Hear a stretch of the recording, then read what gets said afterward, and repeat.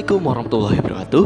Halo semuanya, kami dari kelompok 2 sejarah akan mempresentasikan beberapa tema, yaitu yang pertama sistem pemerintahan pada demokrasi liberal atau parlementer pada tahun 1950 sampai 1959. Selain itu, kita akan menjelaskan juga sistem kepartaian pada demokrasi liberal, pemilu 1955, dan juga perkembangan ekonomi pada demokrasi liberal. Sebelum kita masuk pada materi, sebelumnya perkenalkan, saya Ardesir Hamurwi Samaneser. Saya Salsa. Saya Agista. Saya Alia Putri Hairudin. Baik, sekarang kita akan masuk ke materi yang pertama, yaitu sistem pemerintahan pada demokrasi liberal. Jadi, sebelum kita masuk ke materi yang pertama, kalian tahu nggak sih apa itu demokrasi liberal? Jadi, demokrasi liberal adalah sistem kabinet parlementer. Sistem pemerintahan tersebut berlandaskan pada UUDS 1950. Sistem pemerintahan ini menetapkan bahwa kabinet-kabinet atau para menteri bertanggung jawab kepada parlemen. Pada masa pemerintahan saat itu, ada 7 kabinet dengan masa jabatan yang berbeda. Yang pertama, Kabinet Natsir dari tanggal 6 September 1950 sampai 21 Maret 1951. Yang kedua, Kabinet Sukiman Suwirjo pada tanggal 27 April 1951 sampai 3 April 1952. Yang ketiga, Kabinet Wilopo dari tanggal 3 April 1952 sampai 3 Juni 1953. Yang keempat, Kabinet Ali Sastromijojo I dari tanggal 31 Juli 1953 sampai 12 Agustus 1955. Yang kelima, Kabinet Burhanuddin Harahap 12 Agustus 1955 sampai 24 Maret 1956. Yang keenam, Kabinet Ali Sastromijojo II dari 20 Maret 1956 sampai 9 April 1957. Dan yang terakhir, Kabinet Juanda dari 9 April 1957 sampai 5 Juli 1959. Dari 7 kabinet tersebut, kabinet seringkali jatuh akibat kurangnya dukungan di parlemen, sehingga pemerintahan tidak bisa berjalan secara efektif. Situasi ini diperburuk oleh perbedaan pandangan politik antar partai yang menyebabkan ketegangan. Dari ketujuh kabinet tersebut, kabinet seringkali jatuh akibat kurangnya dukungan di parlemen, sehingga pemerintahan tidak bisa berjalan secara efektif. Situasi ini diperburuk oleh perbedaan pandangan politik antar partai yang menyebabkan ketegangan. Selain masalah di pusat, di berbagai daerah muncul pemberontakan seperti PRRI di Sumatera dan Permesta di Sulawesi. Pemberontakan ini lahir karena ketidakpuasan terhadap pemerintah pusat yang dianggap tidak mampu memenuhi kebutuhan daerah. Pada saat yang sama, sidang konstituante yang bertugas merumuskan undang-undang dasar baru juga menghadapi kebuntuan, terutama terkait perdebatan tentang dasar negara. Persaingan ideologis antara pihak yang mendukung Pancasila, Islam, dan komunisme semakin berkeruh situasinya. Pada akhirnya, ketidakstabilan politik ini mendorong Presiden Soekarno untuk mengeluarkan dekret presiden pada 5 Juli 1959. Melalui dekret ini, Indonesia meninggalkan sistem demokrasi liberal dan kembali ke UUD 1945 yang mengembalikan kekuasaan eksekutif yang lebih kuat di tangan presiden. Sistem kepartaian. Seperti yang kita ketahui bahwa Indonesia merdeka pada tanggal 17 Agustus 1945. Meski begitu, Indonesia telah berkali-kali mengganti sistem pemerintahan, dan pada tahun 1950 hingga 1959, di mana Indonesia mengusung demokrasi liberal. Perlu kita ketahui, sistem kepartaian yang dianut pada masa demokrasi liberal adalah multipartai. Kemudian ada partai-partai yang ada di Indonesia pada tahun 1950 hingga 1959. Yang pertama ada Partai Katolik Republik Indonesia atau PKRI yang dibuat pada tanggal 8 Desember 1945 yang dipimpin oleh I.J. Hasibuan. Lalu yang kedua ada Majelis Syuro Muslim Indonesia atau MASYMI yang dibuat pada tanggal 7 November 1945 yang dipimpin oleh Dr. Syukriman Wirjo Sanjoyo. Lalu yang ketiga ada Partai Nasional Indonesia atau PNI yang dibuat pada tanggal 29 Januari 1945 yang dipimpin oleh Sidik Joyo Sukarto. Lalu yang keempat ada Partai Sosialis Indonesia atau PSI yang dibuat pada tanggal 20 November 1945 yang dipimpin oleh Amir Syarifuddin. Lalu yang kelima ada Partai Komunis Indonesia atau PKI yang dibuat pada tanggal 7 November 1945. Kemudian yang keenam ada Partai Buruh Indonesia atau PBI yang dibuat pada tanggal 8 November 1945 yang dipimpin oleh Nino.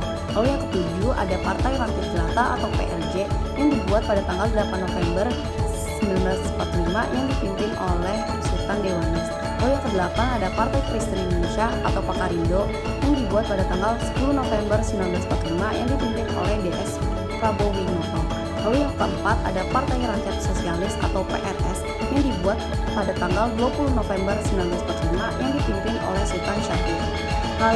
Lalu yang terakhir ada Persatuan Mahasiswa Indonesia atau PERMAI yang dibuat pada tanggal 17 Desember 1945 yang dipimpin oleh JB Asar. Akibat dari sistem partai, dalam sistem parlementer ini, partai-partai politik berperan langsung dalam membentuk pemerintahan. Setiap partai berusaha memenangkan kursi parlemen agar bisa berkoalisi dan membentuk kabinet. Namun, banyaknya partai yang ada membuat pembentukan koalisi seringkali tidak stabil. Lalu ada puncak kepartaian pada tahun 1955.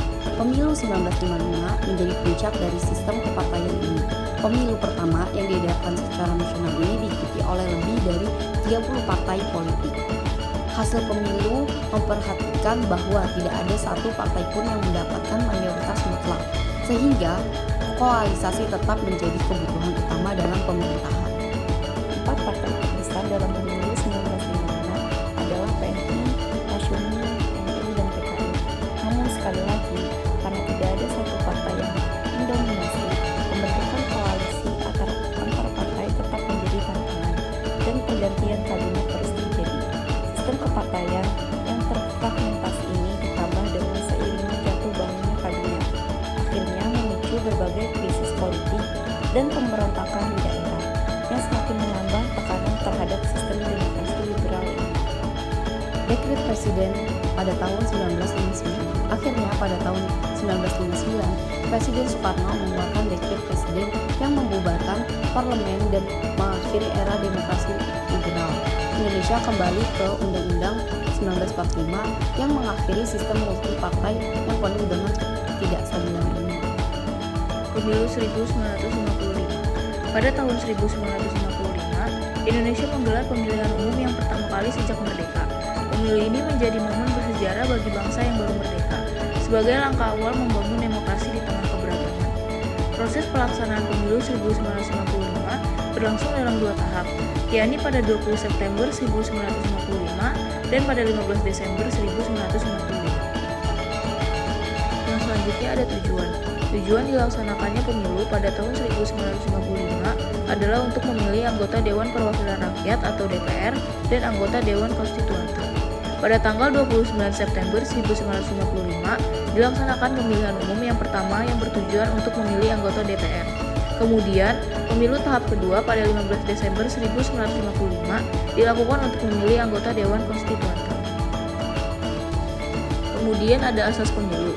Yang pertama, jujur. Artinya, pemilihan umum harus dilaksanakan sesuai dengan peraturan perundangan yang berlaku. Yang kedua, umum. Artinya, semua warga negara yang telah memenuhi persyaratan minimal dalam usia mempunyai hak memilih dan dipilih. Yang ketiga, berkesamaan. Artinya, semua warga negara yang telah mempunyai hak pilih mempunyai hak suara yang sama, yaitu masing-masing 1 suara. Yang keempat, rahasia. Artinya, pemilih dalam memberikan suara dijamin tidak akan diketahui oleh siapapun dan dengan cara apapun mengenai siapa yang dipilihnya. Yang kelima, bebas. Artinya, setiap pemilih bebas menentukan pilihannya menurut hati nuraninya, tanpa ada pengaruh, tekanan, paksaan dari siapapun dan dengan cara apapun. Yang terakhir atau yang keenam, yaitu langsung. Artinya, pemilih langsung memberikan suaranya tanpa perantara dan tanpa tingkatan. Peserta pemilu. Pada pemilu 1955, peserta tidak hanya terdiri dari partai politik atau parpol, tetapi juga organisasi massa dan calon perorangan atau non-partai.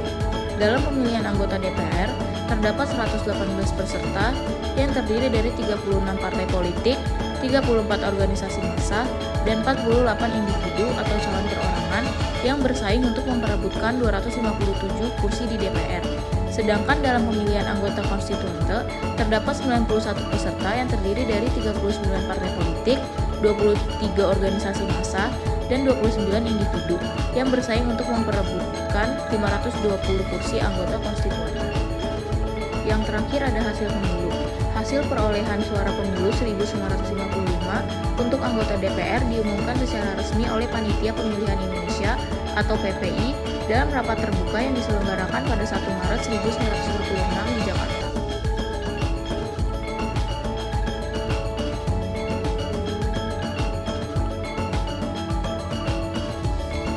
Perkembangan ekonomi masa demokrasi liberal. Sistem ekonomi pada masa demokrasi liberal memberikan kebebasan kepada individu untuk melakukan kegiatan ekonomi demi keuntungan sebesar-besarnya. Namun di dalam pelaksanaannya tidak berjalan dengan lancar atau dapat dikatakan kondisi ekonomi pada masa itu masih tidak stabil. Penyebab ekonomi tidak stabil. Yang pertama, politik keuangan yang dibuat oleh Belanda dan tidak adanya ahli ekonomi yang diwarisi dari Belanda untuk mengubah sistem ekonomi dari sistem ekonomi kolonial menjadi sistem ekonomi nasional. Yang kedua, ketidakstabilan politik dalam negeri yang membuat pengeluaran untuk operasi keamanan semakin membengkak. Yang ketiga, defisit yang harus ditanggung pemerintah RI pada waktu itu sebesar 1,5 miliar. Yang keempat, ekspor Indonesia hanya bergantung pada hasil pertanian dan perkebunan. Yang kelima, angka pertumbuhan penduduk yang terus meningkat. Upaya pemerintah. Yang pertama, Gunting Syarifuddin. Yang kedua, sistem ekonomi gerakan Benteng. Yang ketiga, nasionalisasi perusahaan asing. Yang keempat, finansial ekonomi. Dan yang kelima, rencana pembangunan 5 tahun. Gunting Syarifuddin adalah kebijakan ekonomi yang diambil oleh Menteri Keuangan Indonesia, Syarifuddin Perwira Negara, pada tahun 1950. Kebijakan ini dilakukan untuk menekan inflasi yang tinggi pada masa itu akibat masalah ekonomi setelah Perang Kemerdekaan Indonesia. Kebijakan tersebut melibatkan pemotongan nilai mata uang di mata uang kertas dengan nilai nominal 5 ke atas dipotong menjadi setengahnya, sementara setengahnya lainnya dijadikan obligasi pemerintah. Gerakan Benteng. Gerakan Benteng adalah kebijakan ekonomi yang diluncurkan oleh pemerintah Indonesia pada awal 1950-an untuk mendorong perkembangan ekonomi nasional, khususnya untuk memperkuat peran pengusaha pribumi dalam perekonomian. Program ini diinisiasi oleh Sumitro Dito Hadikusumo, Menteri Perdagangan dan Perindustrian saat itu. Sebagian langkah untuk mengatasi dominasi ekonomi yang masih dikuasai oleh pengusaha asing dan Tionghoa setelah kemerdekaan. Nasionalisasi perusahaan asing. Nasionalisasi perusahaan asing adalah kebijakan pemerintah Indonesia pada akhir 1950-an dan awal 1960 untuk mengambil alih perusahaan-perusahaan milik asing, terutama Belanda, dan mengalihkannya menjadi milik negara. Langkah ini diambil setelah hubungan Indonesia dan Belanda memburuk, terutama terkait dengan sengketa Irian Barat Papua. Rencana Pembangunan 5 Tahun. Rencana Pembangunan 5 Tahun atau RPLT adalah program pembangunan ekonomi yang dilaksanakan oleh pemerintah Indonesia dalam periode 5 tahunan. Program ini dimulai pada masa pemerintah Presiden Soeharto sebagai bagian dari strategi jangka panjang untuk mempercepat pembangunan ekonomi dan meningkatkan kesejahteraan rakyat. Nah, itu dia materi yang dapat kita sampaikan tentang sistem pemerintahan demokrasi liberal, sistem kepartaian, pemilu 1955, serta perkembangan ekonomi pada demokrasi liberal. Segitu saja yang dapat kita sampaikan, kurang lebihnya mohon maaf. Kami pamit undur diri. Wassalamualaikum warahmatullahi wabarakatuh.